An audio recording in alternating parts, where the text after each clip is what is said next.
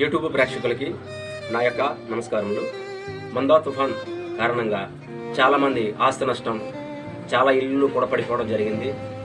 ఎవరైనా మీ వద్దకు వచ్చి సహాయం కోసం వస్తే సాధ్యమైనంత వరకు మీరు సహాయం చేస్తారని మనసారా కోరుకుంటున్నాను. చూసావా ప్రకృతి విపత్తు? నీ మతం, నీ దేవుడు, నీ అధికారం, నీ గర్వం, నీ డబ్బు, నీ హోదా, నీ అహంకారం, నీ ఇల్లు కట్టుకునేటప్పుడు నువ్వు చూసే వాస్తు ముహూర్త బలం ఏది ఏది ఏది ఇక్కడ పనికిరాలేదు.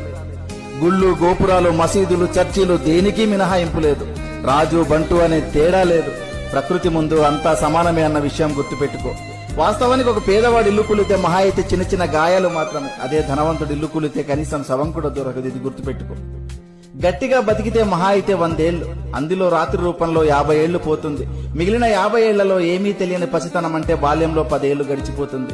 మిగిలిన 40 ఏళ్లలో చిట్ట చివరి వృద్ధాప్యంలో దినదిన గండంగా 5 ఏళ్లు గడిచిపోతుంది. ఇంకా నీ కోసం మిగిలింది కేవలం 35 ఏళ్లు మాత్రమే. ఈ 35 ఏళ్లలోనే నీ చదువు, నీ సంపాదన, నీ కుటుంబ బాధ్యత, బంధాలు, బంధుత్వాలు అన్నీ చూసుకోవాలి. కాబట్టి జీవితం చాలా చిన్నది. ఇది తెలియక కులాలు, మతాలు, పార్టీలు అనే పగలు ప్రతీకారాలతో రగిలిపోతున్నారు. ఇది వద్దు.